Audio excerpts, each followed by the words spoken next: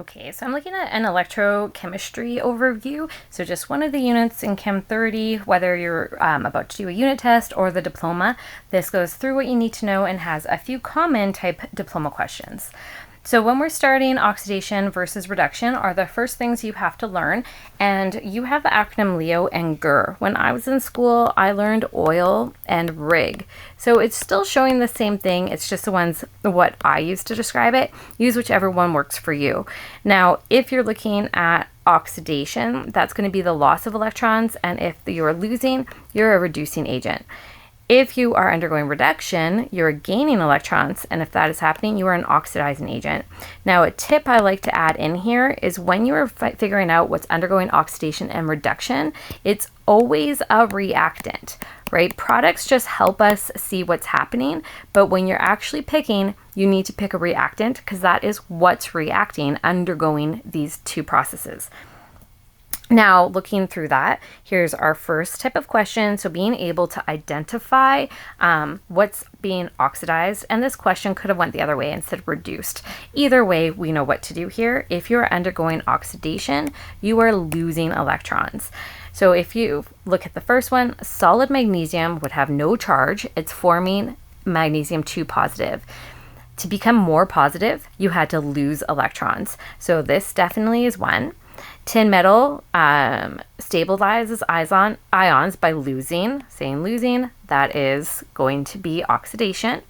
Oxygen is becoming stable by gaining. Definitely not that one. That would be reduction. Zinc metal is extracted from ore containing zinc sulfide.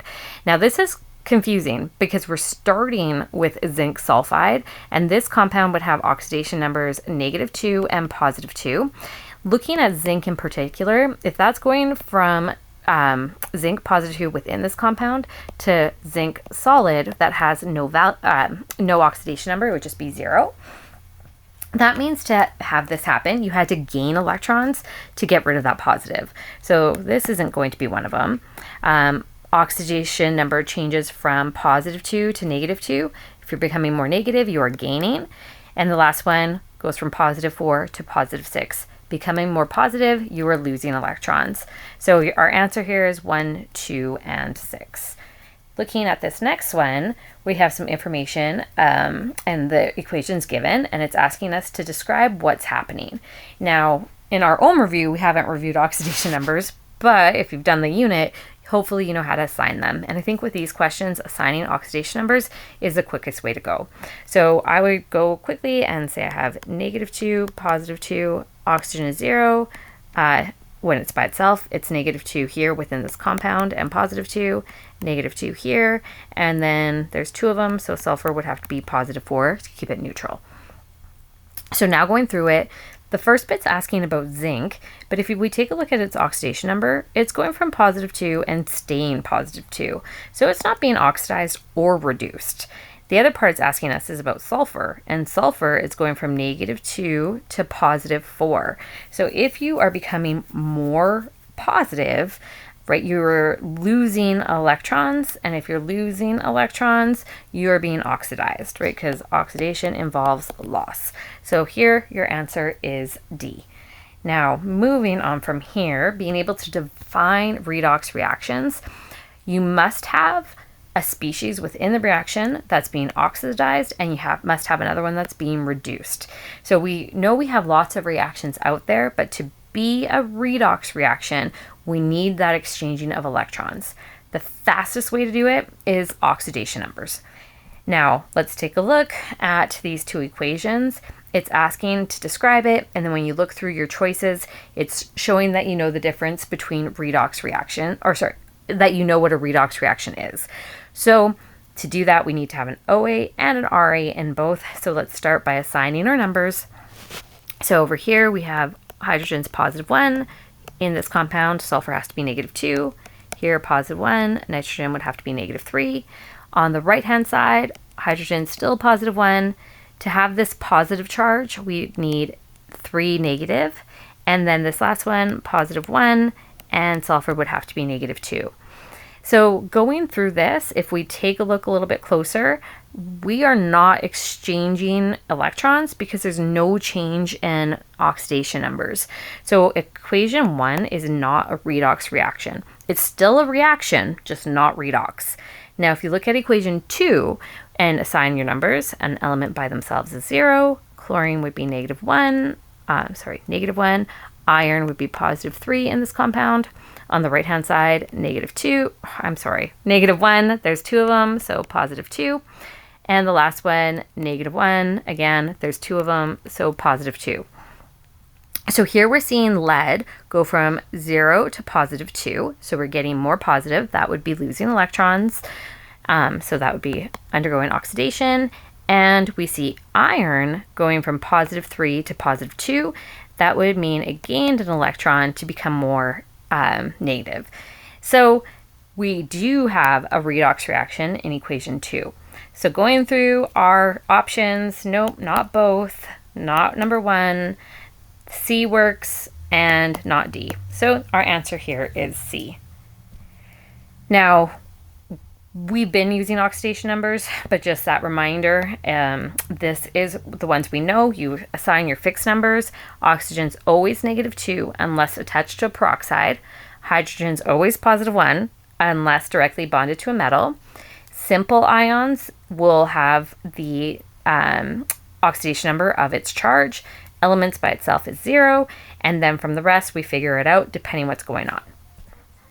So here's another example, and it's saying equation 3 in general, going through the oxidation number for the metal. So if I was just looking at the metals, within this compound, oxygen again is always -2. In this case, sodium has to be +1 to have that whole compound equal 0. Now, when it's asking for just the metal, sodium's the metal, so the first one would be number 1. Any metal or element alone has an oxidation number of 0, so both of these would be 0.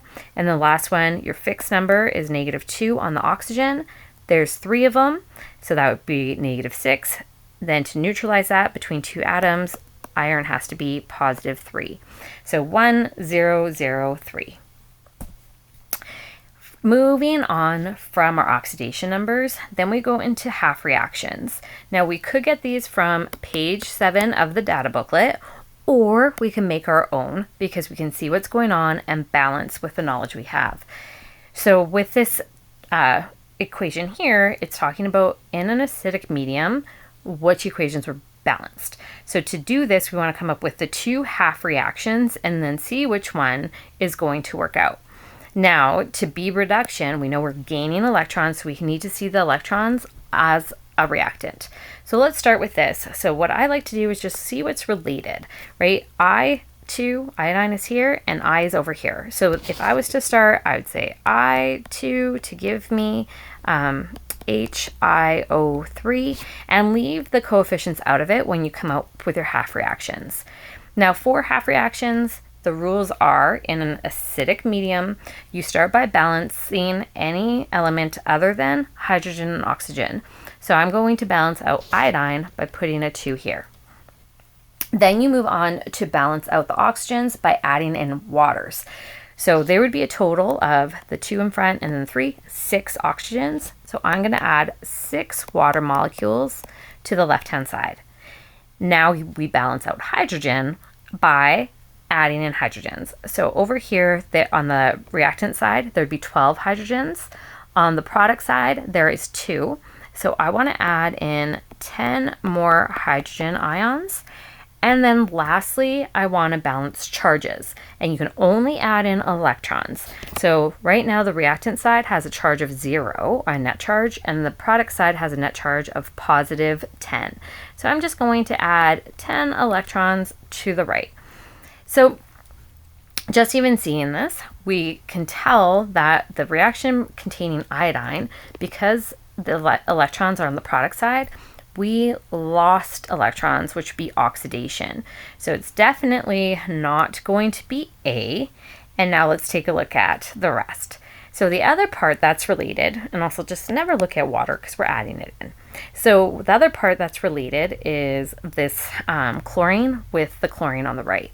So I would put ClO3 negative here, and relate it to Cl negative. And when I start, chlorine's already balanced, so I'm going to go straight into adding 3 water molecules to balance out oxygen. Now on the right hand side, I have 6 hydrogen, so to balance that out, I'll need to add 6 hydrogen ions to the reactant side. And then lastly, we worry about charges. So the product side has a net charge of -1, and the reactant side has a net charge of +5. We need them the same. So we can add 6 electrons to the reactant side so that we have a net charge of -1 on each side, and then our half reaction is balanced. Now the reaction that lines up with that is C. So those are your steps when balancing in acidic conditions or an acidic medium. This term here, disproportionation, this is a term that if you know it, these questions aren't that bad. If you don't know this definition, then hopefully you can guess correctly. If you're undergoing disproportionation, you're looking for a species that's both oxidized and reduced. Now here, just that reminder again, whatever is being oxidized and reduced is always a reactant. So we're looking for a reactant that's doing both. So looking at this example here, again, when you want anything really quickly, assign your oxidation numbers. So chlorine here is 0, and if I'm going through, oxygen -2, hydrogen +1, chlorine, let's do oxygen -2, chlorine would have to be +1, chlorine by itself is -1 because it has its charge of an ion, and then we have that -2 and +1 for oxygen and hydrogen. So if we look closer, chlorine is going from 0 to +1, meaning it's losing electrons, but it's also going from 0 to -1, which means it's gaining electrons. So chlorine itself is doing both. It's being oxidized, it's being reduced. So that would be the species undergoing disproportionation. Now when we move on from here, there's a section where you're building tables. This type of question takes some time because you have to build the table, and then you're usually asked about the strength of the OA or the RA. Now the point of building tables is to make it look like page 7 of your data booklet when the OAs are on the left and the RAs are on the right. And then when it's talking about the strengths, you want to remember that once you have all your half reactions filled in, that for the OAs, your strongest OA is top left, and then they get weaker, weakest OA. For RAs, your strongest RA is the bottom right, and then as you go up, they get weaker, so weaker RA. So let's take a look at this first one, building your table. So going through it, we see that Ce4 positive is going to turn into Ce3 positive. So for that to happen, it had to gain an electron, and if you're gaining, you're undergoing reduction, and if you're undergoing reduction, you are an OA, which would make PD an RA. So when you are building your table, OA's over here, RA's on the right. Now, if I was really trying to look like page 7, I would add in electrons, but for these questions, we don't really need the electrons, we just need to see the placement. Now, the fact that there are products means you're spontaneous, so your OA is higher than your RA. So just let's also review that. Spontaneous reactions, OA are higher on the table than the RA. To be non-spontaneous, then your RA has to be higher on the table than your OA. So let's look at the first one. I'm going to place Ce4 positive, and I want it to be higher than PD.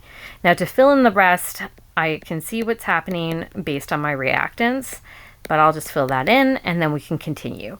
Now, even just filling in the table, I can see that PD2 positive is an OA, which IN2 positive is an RA, and we can also tell by what's happening with the products. Now again, because you see products, your OA has to be higher than the RA. So my OA is already placed, so I just know that down here is going to be IN2 positive, which had IN3 positive over here. Now, when I come down over here, say no reaction, that means your RA is higher than your OA. I don't have CD placed yet, so I want to take a minute and just look at the next one with the IN, because I'm not exactly sure where I have to place CD, whether it's going to be in the middle here or below. So saying no reaction, that means going through it again, just guessing what's happening. Positive charges like to attract negative electrons, so they want to gain electrons, which would be reduction, making this an OA, PD being an RA. So this is implying that the CD has to be lower than PD, but again, I'm not sure where I need to put that. So now I'm going to look here. Same idea, we have no reaction. We have our OA already placed, CD has to be an RA. If there is no reaction, your CD is higher than your IN3 positive. So that tells me CD has to go here, and then the CD2 positive would be here, and everything else would be working out. Now that I have my chart, again, I could put in electrons, making it look more like page 7, but it won't matter. I can go and see that my strongest oxidizing agent is my top left, which would be CE4 positive. Okay, so moving on from here, we also need to protect spontaneity, which I've been doing a bit as we go, but we'll just review that one more time. Sorry, my dogs here are trying to get in. And I'm just looking back at here. So in general, if you have the data booklet and we're going to predict what we just went over, if it's spontaneous, you're always higher on the table than your RA. And if you're non-spontaneous, then your RA is higher than your OA on the table. So it's all about placement. Now, a common type question is about storing a solution in a container. So this one we have nickel nitrate and it's aqueous. Based on what we're seeing, we have the nickel 2 positive ion with the NO3 negative ion. Now this is just a spectator. We don't really need to worry about it right now. We actually have to concentrate more on the nickel 2 positive. So I want to start by finding it, and it's right here. And then if it's asking what container could it be stored in, if you want it to be stored, you don't want it to react. So you're looking for a non-spontaneous reaction. This is the nickel 2 positive is an OA. So we need another metal that's above it, not below it. So going through, tin 2 positive is above it. And we can just make sure with the other ones. So that would show non-spontaneous. And every other one listed, like iron, chromium, and zinc, which I can't find, there it is, they're all below. So if this was stored in any of these, because your OA is above the RA, you'd have a reaction, which we wouldn't want, right? We want to make sure that what we're storing in isn't going to react. So the only answer here is A. It is going to be tin. Okay, now definitely this is a common question. It would be a good one to understand. The other way it could be asked, instead of asking what it's stored in, it could say what could it not be stored in, and then we would pick what would react. Moving on, balancing redox equations. There's a few ways to do it. One is in acidic conditions, where we balance out our half reactions, and then we can balance out your electrons and add them together. Then that's kind of moving into this method as well, which is you just looking at our 2 half reactions, balancing electrons, going from there. And then the last way is with oxidation numbers, which definitely you need to understand. And that's when you already have an equation present and you have to assign those numbers and then balance out those electrons. This is definitely one that's missed quite often, and some students just try and balance by inspection. That works every now and then, like maybe 5-10% of the time, but not every time. So if it's a redox reaction, you must use oxidation numbers if the other 2 methods don't work. That also brings us into redox titrations. In a redox titration, you need to figure out your equation first, and then you apply the stoich you already know. These questions do take time. That's why it's adding in here that can be a 5-minute question. Now, with this question here, we do have a redox titration. This one's nice because it's already giving you the equation. We don't have to come up with it. We don't need to balance it. It is telling us that grapefruit juice, so this one here, is being titrated with our iodine aqueous. And what saying your final and initial, we know that the iodine's in the burette. Now, this is really showing we understand titrations. So the first one says the indicator changes color at the endpoint. That is definitely true. The other part where it could try and throw you off is saying equivalence point. Equivalence point is not the point we can see. The end point is the point we see in the lab. So number 1 is the first one. Here, the grapefruit juice should be placed in the burette. That is not going to be true because the burette is what contains the I2. The grapefruit juice should be placed in the Erlenmeyer flask. Yes, that is where the sample goes. So number 3 would go here. Now, how we're measuring it. The sample is either going to be measured with a pipette or a cylinder. The reason why pipettes are used is they're way more accurate. So all of those experiments you probably did this semester were using a pipette. And because you're only titrating, or the sample's only 10 mils, pipettes are perfect for that. So that would be number 4.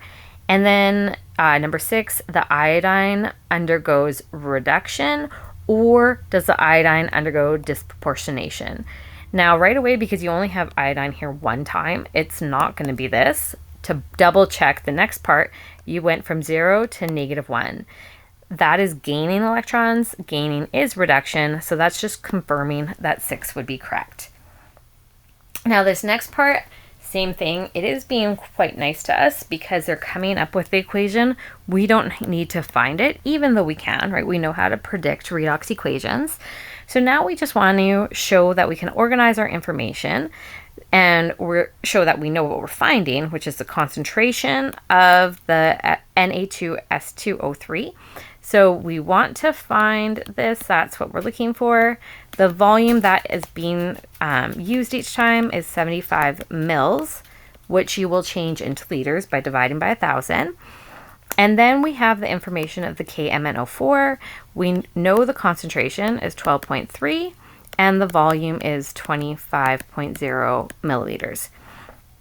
So what we are going to do is start with your known, because this is just your basic stoic. Get to moles.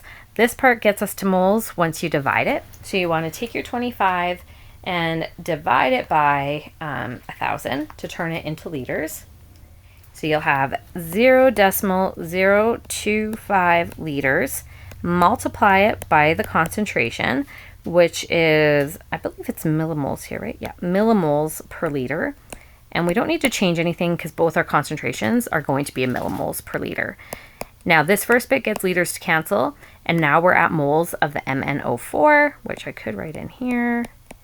Now you're going to use your mole ratio to turn the moles of your known into moles of your unknown, and we need the moles of MnO4 to cancel. So we'll put them in the denominator, and we'll have 5 moles of the S2O3, 2 negative, in the numerator. So now moles have canceled, and then to have concentration is going to be millimoles per liter. So we'll need to have liters in the bottom. So you want to take that 75, divide it by 1,000. So you have liters down here. Now we can plug this into our calculator, and when we do, your answer that you'll get is 2.56 millimoles per liter. Okay, so moving on to essentially the second half of electrochem, which talks about voltaic cells and electrolytic cells. This is all the information you need to know. And a lot of this is true for electrolytic, but there's a few things that are different. So the first one, your anode, is the site of oxidation. It's going to be your strongest reducing agent, and your point on connection to your voltmeter is negative.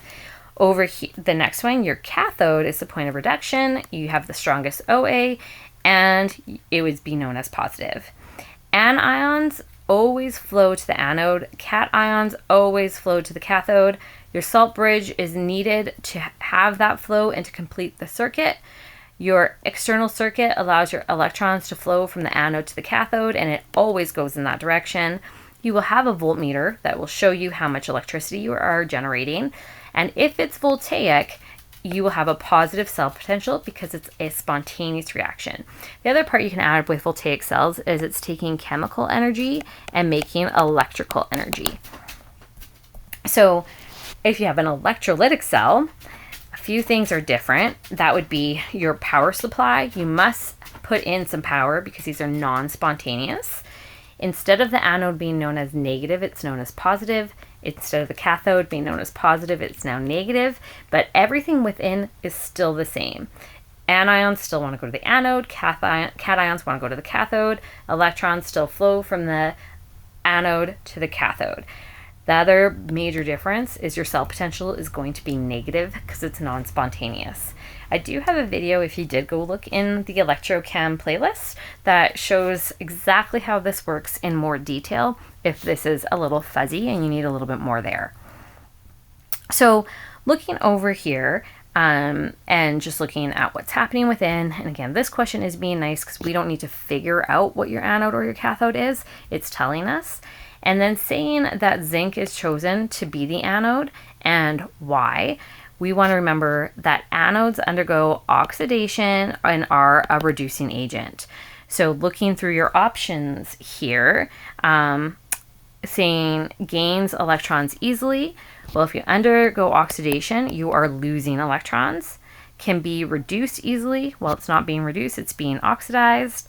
Saying it's an oxidizing agent, I want this to go away for a second, I guess it won't, is also not true. And so it must be the last, oh, there we go, is the reducing agent. So there, as long as we understand what each part is, we can figure that out. Now, this is where it gets a little bit harder, and this is when it's not telling us which side is your anode or cathode, but then you have to say how everything's moving. So to do this, I like to just quickly write it out. I have copper and copper 2 positive in my first half cell on the left, and then I have nickel and nickel 2 positive in my second half cell on the right. Now, a lot of questions show the anode on the left-hand side, but that's not always the case. So just double check to figure it out first. So now I want to look at placement. So if I'm looking at my 2 half reactions and I have copper, which is over here, and the other one is nickel, which is down here. So just based on knowing your strongest OA, strongest RA, this down here is going to be your strongest RA. Your reducing agents undergo oxidation, so nickel is going to be your anode. Up here, your copper 2 positive is your strongest OA. OAs undergo reduction, and reduction happens at the cathode. So your copper solid has to be the cathode. The other thing to remember is your cathode and anode are always the metal. So your cathode is number 4. Your external electron circuit would be number 6, right? Your electrons travel from the anode to the cathode. Your oxidizing agent undergoes reduction. Reduction happens at the cathode. But what's being oxidized at the cathode is copper 2 positive. So that would be number 3, and your anode is number 1. These questions, also just to mention, are very common, being able to figure out your anode and cathode and then say the direction of movement or what is what within. So looking at this next one, and it does look like it's going to be a little bit complicated, but the word I want to really emphasize is it's saying the electrolysis. So to be an electrolysis of molten potassium hydroxide, that means we're splitting up your ions, and we have some inner electrodes here. Now, if you're undergoing electrolysis, then we know it's non-spontaneous, so we must have a negative cell potential, and the only one that relates here is D. So you might feel like there would be more work here, but really this key term lets us figure out that question quite fast. The other part of the second part of this unit is talking about electroplating, and a key here is just knowing that the metal being plated always plates onto the cathode. So as long as we know that, we can go through here. So the plating of chromium metal, and I didn't even read the whole thing, will take place at the cathode. And then just remembering how the cathode works, cathodes undergo reduction, not oxidation, so that has to be D. Again, knowing the difference between voltaic and electrolytic is knowing that voltaic is often a battery because we're generating electricity, and then it's spontaneous, whereas electrolytic is non-spontaneous. You have to add in a power source to push those electrons. So an electrolytic cell differs from voltaic is that electrolytic. It's definitely not spontaneous. It does consume electricity. Sane has an anode and cathode. Both cells do, so that doesn't work. And it doesn't have a positive value. It has a negative one. Another one just to point out here is the chloride anomaly. So this is only if you're looking at chlorine as a Ra. So going back to just one of the slides that I have a picture of the data booklet. Chlorine is negative, is here, and water is here. So if we followed what the data booklet is saying between these two species, is that water is your stronger Ra and should react before chlorine. But that is why it's an anomaly. It's not following what it should. So if you have a choice between chlorine negative and water, and that only applies to these two, and you're looking for your strongest Ra, do not pick water, even though the data booklet tells you to. Pick the chlorine ion. Okay, so that is what all this is saying. Relates to electrolysis. There is more theory behind it, and it has to do with splitting up water into hydrogen and oxygen, and it's not... Anyway, there's a lot more there, but really just if you can remember that the anomaly, that you pick chlorine over water. Reference values. Now, this one often confuses students because we're changing the reference value. So in your data booklet, page 7, we have hydrogen being the reference value, and all other values are calculated based on that. If you change your reference value, the difference you see between the numbers will still be the same difference. So we can shift the whole table accordingly if we give it a new value. So with this one, it's telling us nickel, which we see here, is now going to be 0. And they're asking, what will iron 3 positive's value turn into? So knowing that we are shifting the whole table down, we're still looking at the reference or the difference to be the same. So what I like to do with these questions is say old and then new. So in terms of order, your iron value, old, is positive 0.77, and your nickel is negative 0.26. Now the difference between these two values is 1.03. So that difference has to stay the same. Now, if it's telling you your new reference value, nickel, is going to be 0, which, sorry, Minnie, come here, is going to be 0, the difference still has to be 1.03. So, and if it's above, it's positive. If it's below, it's negative. So here our answer is A. I'm so sorry about my dogs barking. Now, the next one another part of this unit is calculating cell potential. And if you're calculating cell potential, you have to remember that the electrical potential of the whole cell is the cell potential at the cathode minus your cell potential at the anode. So when we're plugging these in, if we're taking a look at what's happening, this device is asking us to figure out the cell potential at the cathode, and we don't know what it is. It's an inert value, and we know that zinc is the anode. So if I plug this into my equation that I just wrote out, I know that the whole... come here. I know that my whole cell has positive 1.24. I'm trying to find my cathode, so I'm just going to call that X. And I'm subtracting my anode, which is the zinc, and I can just go to my data booklet, get that value, which is negative 0.76. And then I want to solve for X. So I know I'm subtracting a negative, which makes it positive. I'll have to subtract it to the other side, and I end up with positive 0.48. Now, moving on to the last part, well, there is one more thing, but cell stoic, which really has to do with electroplating, you're going to use Faraday's law. A lot of the times you're going to end up with the formula that moles of electrons is going to equal your amps or current times your time in seconds divided by Faraday's constant, right, which is a given, and you can get it from your data booklet if you don't remember it. Now, the question I'm showing here is telling you that zinc is losing 200 grams of mass, and then it's asking about moles of electrons. So if I just flip back for 1 second, the other part that I like to emphasize, and anytime you're doing cell stoic, you only need a half reaction. So as long as you have the half reaction, you don't need the full thing, we can figure it out. So even though you have this big voltaic cell and lots of this information happening, by asking about zinc, we just want zinc's half reaction. And now that we have that written out, we know we're starting with moles of, or not moles, grams of zinc. Because it's cell stoic, and cell stoic always is get to moles, we can start with that 200 grams of zinc, multiply it by the molar mass of zinc, which is 65.31. Get that from your data booklet.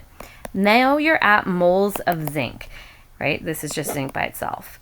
If you want moles of electrons, we now need the mole ratio, and we'll have 1 mole of zinc for 2 moles of electrons. So we're going from our known to our unknown. Luckily in this question, that's all it's asking for. So once you solve for this, your answer is going to be C. This first answer would be from here, just moles of zinc. So then we have to remember to change it to moles of electrons. Now they could take this question further now that we have moles of electrons and ask about something within on the other side, but that's all we need for this one. And then the last part, and when I teach this, I often just do this as an independent study, is learning about corrosion and some terms like cathodic protection or sacrificial anode. So with that, just knowing what it is, so you want to be able to usually recognize the corrosion reaction. I haven't seen a diploma where you actually have to write it out, but it's often given to you and then you use it. So if something is undergoing corrosion, how you can prevent corrosion is what's called cathodic protection. And what you do is you attach a stronger reducing agent over the reducing agent that was currently there. That is known as a sacrificial anode. It's going to sacrifice itself and protect the metal from being corroded that's underneath it. And then that is about it. Again, if you're looking for more examples, please check out my playlist. If you did make it to the very end, thank you so much for watching. Please subscribe and let me know if there's any other video I can ever do for you. As always, thank you for watching.